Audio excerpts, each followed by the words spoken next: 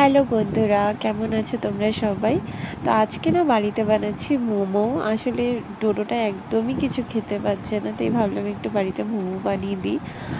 মোমো খেতে তো আমিও ভীষণ ভালোবাসি, আর কিনা মোমোই বেশিরভাগ খাই, কিন্তু আজকে ভাবলাম একটু বাড়িতেই বানিয়ে দিই। তো আমি এখানে চিকেনটাকে কিমা করে নিয়েছিলাম ঘরে, তারপর একটু আদা রসুন পেস্ট করে দিয়েছিলাম। আর এটা হচ্ছে আমি গ্রেটারে বাঁধাকপিকে একদম মিহি করে গ্রেট করে নিয়েছিলাম, তারপরে পেঁয়াজ কুচি দিচ্ছি, এর সাথে একটু নুন দেব, আর গাজর কুচিও দিয়েছি।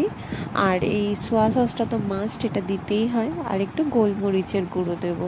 তারপরে এটাকে ভালো করে মেখে এটাকে অন্তত আধ ঘন্টা ম্যারিনেট করে রাখবে।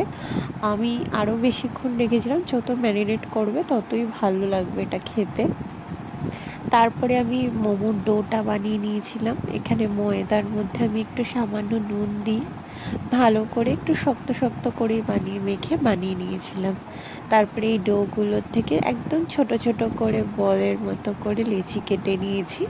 আর লেচিটা বেলার সময় না এর সাইডের ধারগুলোকে একদম পাতলা করে বেলেছি, যাতে মানে সেদ্ধ হওয়ার সময় এটা না মোটা থেকে গেলেই ওটা শক্ত শক্ত হয়ে যাবে। তাই সাইডের ধারগুলোকে একদম পাতলা করে বেলে নিয়েছি। তারপরে মোমোর যে শেপটা হয়, যেরকম শেপ আমি লম্বা করেও দিয়ে মাঝে সাঝে আবার গোল মতো করে দিই। এই যে আমার মোমো দেখো তৈরি।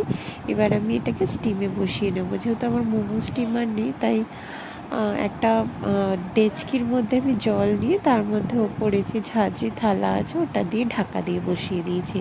এটাতেও হয়, যাদের মোমো স্টিমার নেই তাদের দেখবে এটাতেও হয়ে যায়। আর কয়েকটা আমি আলাদা করে রেখেছিলাম, সেগুলো আমি ভেজে নিচ্ছি, ফ্রাই মোমোর মতো করে নিচ্ছি। ডোডো যেহেতু ফ্রাই মোমোটাও খেতে ভালোবাসে, খেতে কিন্তু খুবই ভালো হয়েছিল। এটা আমি ফার্স্ট টাইম না, অনেকবারই বাড়িতে বানিয়েছি। এই দেখো আমার ফ্রাই মোমো রেডি। আর এখানে ডোডো একটু একটু করে খাচ্ছে, যেহেতু সসটা দিয়েছি।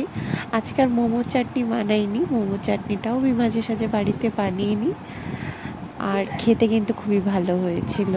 আর এদিকে আমার স্টিম মোমো রেডি, স্টিম হয়ে গেছে। তো কেমন লাগলো প্লিজ জানিও। দেখা হবে, চলো আমার নেক্সট ব্লগে, টাটা।